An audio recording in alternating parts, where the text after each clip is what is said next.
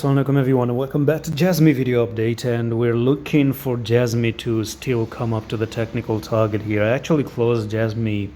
I took a trade of Jasmy and I closed it because I was kind of doubtful with what Jasmy was doing, and the reason being is, there was this one area and I saw Jasmy pumping here and getting rejected, so I was kind of doubtful if it's actually going to break above here. So this was more like I was expecting it to be a range trap right there, but the good thing is that it actually pushed to the upside. I didn't close in any loss or any significant loss or something like that, pretty much near the place where I entered the coin. And right now you got a morning star forming up and you have the technical target to come up here to this place, and that is still going to be a push up.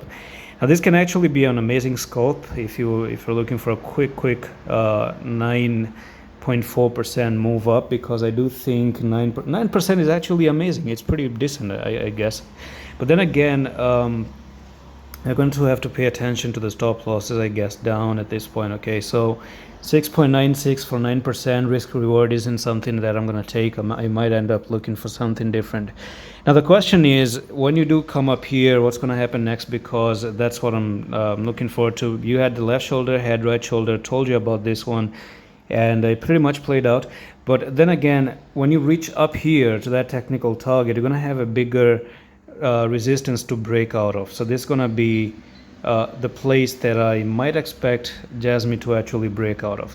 And when you break out of here, you're going to look for another new technical target, and that's going to be, again, you take the top to the bottom. So it's all about stepping up the ladders. You can see as you go through the steps higher and higher, then you might be even looking for Jasmy to go back to 9503, of course.